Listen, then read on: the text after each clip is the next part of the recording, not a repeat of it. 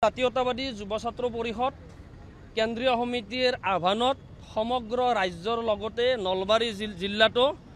জুবিন গাৰ্গৰ হত্যাকাণ্ডৰ লগত জড়িত থকা শ্যামকানু মহন্ত আৰু সিদ্ধাৰ্থ শৰ্মাক আমি আজি তেখেতসকলৰ প্ৰতিকৃতি আমি নলবাৰী ৰাজপথত ফাঁচীকঠত আমি ওলমাইছোঁ। ইয়াৰ দ্বাৰা আমি চৰকাৰক ন্যায় প্ৰশাসনক SITক প্ৰত্যেকটো ইনভেষ্টিগেশ্যন এজেঞ্চিক আমি এটা কথাই আমি কৈ দিব বিচাৰিছোঁ যে শ্যামকানু মহন্ত আৰু সিদ্ধাৰ্থ শৰ্মাৰ ফাঁচী হ'ব লাগিব। ইয়াৰ গত্যন্তৰ নাই, ফাঁচী হ'বই লাগিব, এই কথাটো আমাৰ স্পষ্ট দাবী। তাৰ লগে লগে আমি হিমন্ত বিশ্ব শৰ্মা ডাঙৰীয়াকো আমি ক'ব বিচাৰিছোঁ যে জুবিন গাৰ্গৰ মৃত্যুৰ দিনটোৰ পৰাই হিমন্ত বিশ্ব শৰ্মাই নানা ধৰণৰ আবুল তাবুল বকি জুবিন গাৰ্গৰ গোটাই এই প্ৰক্ৰিয়াটো অন্যফালে ঢাল খুৱাবলৈ, অন্যফালে ডাইভাৰ্ট কৰিবলৈ প্ৰতিদিন চেষ্টা কৰি আছে। হিমন্ত বিশ্ব শৰ্মাৰ এই চেষ্টা অসমৰ ৰাইজে সফল হ'বলৈ নিদিয়ে। তাৰ লগে লগে আমি এটা কথাও কৈ দিব লাগিব যে যোৱাকালি যি নলবাৰীত যি বিজেপিয়ে যি ন্যায় সমাদল উলিয়াইছে, আচলতে জুবিন গাৰ্গৰ মৃত্যুৰ দিনৰ পৰা যোৱাকালিৰ ন্যায় সমদলটো আপোনাৰ হাঁহি খিকিন্দালিৰ মাজেৰে তেখেতসকলে সমদল বাহিৰ কৰিছে। গতিকে আমি আপোনালোকৰ সংবাদ মাধ্যমৰ জৰিয়তে জয়ন্ত মল্ল বৰুৱাকো আমি তেখেতক আমি সকীয়াই দিব আমি বিচাৰিছোঁ যে তেখেতে কৈছে যে জুবিন গাৰ্গৰ প্ৰকৃত অনুৰাগীসকল হেনো যোৱাকালি ওলাই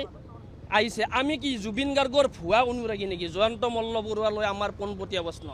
আমি কি ডুপ্লিকেট অনুৰাগী নেকি জুবিন গাৰ্গৰ? জয়ন্ত মল্ল বৰুৱাৰ পৰা এই চাৰ্টিফিকেট অসমৰ ৰাইজে জাতীয়তাবাদী যুৱ ছাত্ৰ পৰিষদে নিবিচাৰে। আৰু জয়ন্ত মল্ল বৰুৱা ডাঙৰীয়াক আমি প্ৰশ্ন উত্থাপন কৰিব বিচাৰিছোঁ যে 23 ছেপ্টেম্বৰ তাৰিখে ঐতিহ্যমণ্ডিত গৰ্দন স্কুল খেলপথাৰৰ পৰা যিটো সমদল বাহিৰ কৰা হৈছিলে, 10,000 মানুহ হৈছিলে, সেই 10,000 মানুহ কি জয়ন্ত মল্ল বৰুৱাৰ ভাষাত কি তেখেতসকল ভুৱা জুবিন অনুৰাগী নেকি? জাতীয়তাবাদী যুৱ ছাত্ৰ পৰিষদৰ উদ্যোগত নলবাৰী থানাৰ চকৰ গোল পাৰ্কত ৰাজহুৱা শ্ৰদ্ধাঞ্জলি হৈছে 4 দিন। হাজাৰ হাজাৰ মানুহে তাত চাকি জ্বলাইছে, মম জ্বলাইছে, ধূপ জ্বলাইছে। সেই 4 দিন সেই যিবিলাক অনুৰাগী আছিল সেই অনুৰাগীবিলাক ভুৱা অনুৰাগী নেকি? গতিকে জয়ন্ত মল্ল বৰুৱাৰ প্ৰতি আমাৰ অনুৰোধ, তেখেতৰ প্ৰতি আমাৰ ৰিকুৱেষ্ট যে তেখেত আমাৰ সমষ্টিৰ বিধায়ক, তেখেত। গতিকে তেখেতৰ সন্মানৰ লগত আমাৰো সন্মান ইজ্জত জড়িত হৈ আছে। গতিকে মুখখন থাকিলেই বোলে য'তে যি টি কৈ সমষ্টিৰ মানুহক হেয় তেখেতে কৰিব নালাগে। তেখেতলৈ এই কথাটো আমি জনাই দিব বিচাৰিছোঁ। ইতিমধ্যে আপোনালোকে গম পাইছে যে সমগ্ৰ অসমীয়া জাতিয়ে জুবিন গাৰ্গৰ মৃত্যুৰ লগে লগে যি ধৰণে আজিৰ তাৰিখলৈ কান্দি আছে, অসম জাতীয়তাবাদী যুৱ ছাত্ৰ পৰিষদৰ কেন্দ্ৰীয় সমিতিৰ আহ্বান মৰ্মে জুবিন গাৰ্গৰ হত্যাকাণ্ডৰ লগত জড়িত থকা প্ৰত্যক্ষভাৱে জড়িত থকা শ্যামকানু মহন্ত আৰু সিদ্ধাৰ্থ শৰ্মা ইতিমধ্যে ৰাইজৰ আদালতত তেখেতসকলে দোষী সাব্যস্ত হৈছে। আৰু এই দোষী সাব্যস্ত হোৱাৰ কাৰণে আমি অসম জাতীয়তাবাদী যুৱ ছাত্ৰ পৰিষদ নলবাৰী জিলা সমিতি সমগ্ৰ অসমৰ লগতে আজি নলবাৰী জিলাৰ এই ৰাজপথত আমি তেখেতসকলক ফাঁচীত ওলমাইছোঁ যে জুবিন গাৰ্গৰ হত্যাকাণ্ডৰ কথা ইতিমধ্যে অসমৰ মাননীয় মুখ্যমন্ত্ৰী হিমন্ত বিশ্ব শৰ্মা ডাঙৰীয়াই কৈছে যে জুবিন গাৰ্গক হত্যা কৰা হৈছে। তাৰ পিছত জুবিন গাৰ্গৰ যি হত্যাকাণ্ড, সেই হত্যাকাণ্ডৰ যি ন্যায়, জুবিন গাৰ্গক ন্যায় দিয়াৰ যি কথা বতৰা, এই কথা বতৰা তেখেতসকলে যি লেহেমীয়া স্থিতি গ্ৰহণ কৰিছে, আমি অনুভৱ কৰিছোঁ যে গোটেই বিষয়টো তেখেতসকলে এক ৰাজনীতিকৰণ কৰিব বিচাৰিছে। ইতিমধ্যে যোৱাকালি তেখেতসকলে বিজেপি চৰকাৰখনে তেখেতৰ চৰকাৰখনৰ বিৰুদ্ধে তেখেতসকলে যি প্ৰতিবাদী সমদল কৰিছে, আচলতে এয়া এক লজ্জাজনক কথা। আমি ভাবোঁ যে এইখন চৰকাৰত থকা যিসকল মুৰব্বী ইয়াত আহি নলবাৰী চহৰত আহি কিনে তেখেতসকলে সমদল কৰিছে, এয়া কিন্তু জুবিন গাৰ্গক নাই দিয়াৰ কাৰণে নহয়। আমি দেখিছোঁ যে গোটেই প্ৰক্ৰিয়াটোৰ লগত তেখেতসকলে অকল বিজেপিৰ পতাকাখন লৈ তেখেতসকলে আচলতে সমদল কৰিছে। জুবিন গাৰ্গৰ কোনো ধৰণৰ এখন ফটো আমি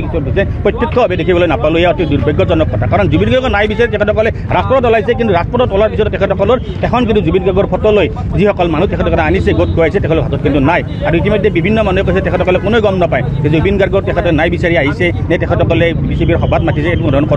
তেখেতসকলে গমেই নাপায়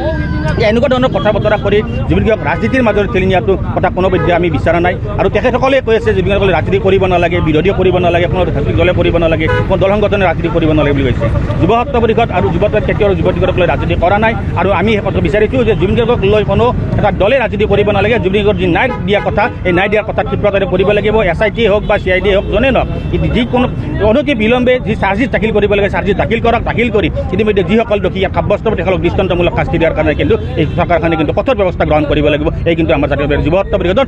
দাবী এতিয়া চাওক জুবিন গাৰ্গৰ অনুৰাগী বুলি ক'লে কাক বুজায় জুবিন গাৰ্গক তেখেতসকলৰ সমদলত নহওক মানুহজন জুবিন গাৰ্গৰ অনুৰাগী হ'ব নোৱাৰে যে তেখেতসকলৰ সমাজত অহাজনে জুবিন গাৰ্গৰ অনুৰাগী হ'ব এই কথা কেতিয়াও হ'ব নোৱাৰে জুবিন গাৰ্গৰ অনুৰাগী প্ৰতিজন 3,50,000 জনতা জুবিন গাৰ্গৰ অনুৰাগী যে তেখেতসকলৰ সমাজত কিমান মানুহ আহিছে 30,000 20,000 50,000 ধৰিলোঁ 3,50,00,000 মানুহৰ 50,000 মানুহ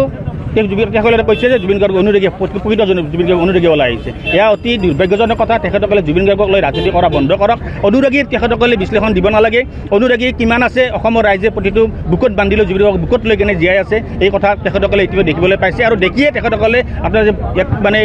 ভীতিগ্ৰস্ত হৈ তেখেতসকলে এনেকুৱা ধৰণৰ এক কথা বতৰালৈকে তেখেতসকলে আগবাঢ়িছে তেখেতসকলে ৰাজনীতি কৰিব বিচাৰিছে ৰাজনীতি বন্ধ কৰক জুবিন গাৰ্গক নাই দিয়াৰ ক্ষেত্ৰত যি পদক্ষেপ আছে সেই পদক্ষেপ গ্ৰহণ কৰাৰ কাৰণে তেখেতসকলে ব্যৱস্থা গ্ৰহণ কৰক হিমন্ত বিশ্ব শৰ্মা ডাঙৰীয়াক তেখেতসকলে হেঁচা প্ৰয়োগ কৰক ন্যায়পালিকাক তেখেতসকলে হেঁচা প্ৰয়োগ কৰক কাৰণ চৰকাৰ তেখেতসকলে আইন বনাব তেখেতসকলে আইন ভংগ কৰিব যে আইন বনোৱা মানুহে যদি আইনৰ গণ্ডিত থাকি তেখেতসকলে কাম নকৰে তেতিয়াহ'লে এয়া অতি দুৰ্ভাগ্যজনক অসমৰ কাৰণে দুৰ্ভাগ্যজনক জুবিন গাৰ্গৰ কাৰণে দুৰ্ভাগ্যজনক যিকোনো খবৰৰ বাবে যোগাযোগ কৰক 7099017330 লগতে 7099017110 নম্বৰত